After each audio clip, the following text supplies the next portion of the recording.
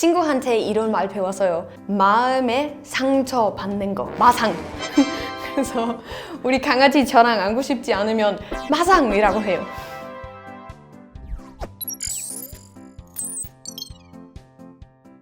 안녕하세요. 덴마크에서 온 루시입니다. 여러분, 제가 한국말 잘해요? 네. 제가 한국어를 처음에 배웠을 때 놀랐던 이유에 대해 좀 얘기해 볼게요, 오늘. 한국어 처음 들었을 때 그때 K-pop 때문이었어요. 귀여운 느낌이었고 완전 부드러운 사운드였어요. 그리고 한국어 특징 하나는 이렇게 반복되는 이게 반복되는 느낌이에요. 예를 들면 반짝반짝, 매끈매끈, 오글오글 이런 반복된 단어 많아요. 한국어 처음 들었을 때 샤이니 노래였어요. 링딩동. 근데 제가 처음 한국어 들었을 때 샤이니의 링딩동 들었어요. 근데 그때 아시아 나라에 대해 잘 몰랐는데 중국어 아닌지 알았는데 무슨 나라 말인지 몰랐어요. 중국어랑 완전 다르죠. 중국어는 완전 센 단어 많은데 그래서 비교하면 한국어를 좀 부드러워요. 말할 때 입술 좀 부드럽게 움직이는 거예요. 한글 처음 봤을 때 귀엽다고 생각했어요. 이런 이응 때문에 그리고 완전 심플하게 생긴 것 같았어요. 특히 중국어랑 비교하면. It's really interesting when you have English, you have one letter, and then they make up a word. But when you write in with Korean, it's like they're in little boxes and you place them above each other, beside each other, below each other. That's very different. 배우는 게 시작할 때 그렇게 나쁘지 않아요. 어렵지 않다고 생각했는데 한국말 더욱 배우면서 더욱 어려워졌어요. 일단 안녕하세요, 너, 나, 니, 제가, 니가 이런 말 배웠는데 근데 그 다음에 덴마크 말보다 영어보다 한국어 완전 아주 비슷한 느낌이 있지만 뉘앙스 잘난 단어 많아요. 그래서 그런 거 때문에 어려웠어요. 예를 들면 축축하다, 촉촉하다 둘 다 젖은 느낌 있죠? 근데 축축하다는 젖지 않는 느낌이에요. 약간 나가서 비 때문에 젖어요. 이렇게 느낌? 근데 촉촉한 느낌은 젖은데도 좋은 뜻이에요. 이렇게 마스크팩 할 때 그런 좋은 거예요. 그래서 이런 완전 작은 차이 때문에 쉽게 헷갈릴 수 있어요. 그리고 또 다른 논란 이유는 우리 자주 사용하는 거. 예를 들면 우리 엄마, 우리 오빠, 우리 남자친구 이런 처음 들었을 때 좀 깜짝 놀랐어요. 덴마크 말 영어로 말하면 이게 내 거야, 내 방이야, 이게 내 남자친구. 근데 한국 사람이 얘기할 때 우리 남자친구, 우리 방, 우리 와이프 근데 다 이렇게 우리 와이프 얘기하면 저 와이프가 다른 남자랑 결혼하는지 궁금해요.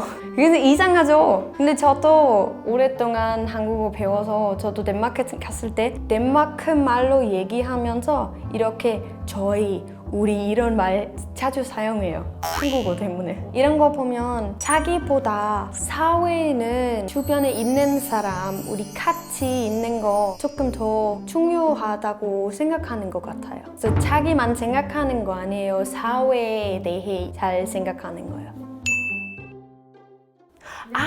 제가 덴마크에 있을 때 친구랑 먹고 싶은 거 있으면 그냥 갔다 와서 맛있는 식당 있는지 없는지 그런 검색 안 하고 그냥 가서 먹어봐요. 근데 제가 한국인 친구랑 있을 때 맥도날드 먹을 때도 친구가 검색해요. 저 친구가 네이버 가서 검색해요. 네이버 가서 검색해요. 우리 맥도날드 먹을 때도 친구가 네이버에 검색해요. 이게 메뉴 중에 어떤 거 제일 맛있는 거 물어봐요. 덴마크에서 사람 이런 거에 대해 상관없어요. 다른 사람이 어떻게 생각하는지 상관없어요. 그리고 저 친구랑 유튜브 볼 때 제가 그냥 영상 보고 끝. 근데 친구가 영상 보고 댓글 읽어봐요. 저 친구가 다른 사람 생각에 대해 궁금한 것 같아요. 친구한테 재밌는 것 같아요. 그래서 이런 거 보면 한국 사람이 주변에 신경 많이 쓰고 유행 많이 좋아하는 것 같아요. 또 다른 놀란 거, 만약에 제가 저보다 나이 많은 사람한테 얘기할 때 다른 단어 써야 돼. 뭐 덴마크 말로 얘기할 때 그런 존댓말 없어요. 있는데 우리나라 여왕한테 얘기할 때만 쓰는 거예요. 그래서 제가 만약에 다른 덴마크 사람한테 얘기하면 du, 다이 이런 말 쓰는데 만약에 여왕 많아서 여왕이한테 얘기했다면 띠, 야 이런 더 예쁜, 더 존경하는 말 사용해야 돼요. 네, 맞아요. 부모한테 쓰는 말 아니에요. 마지막은 한국에 이렇게 줄임말 많아요. 제가 한국어 연습하기 위해 어떤 게임 했어요. 그래서 게임 친구들 이렇게 줄임말 많이 썼어요. 그리고 게임말 썼어요. 그래서 한 번에 여러 친구들한테 얘기하고 싶어서 님들아 이렇게 얘기했어요.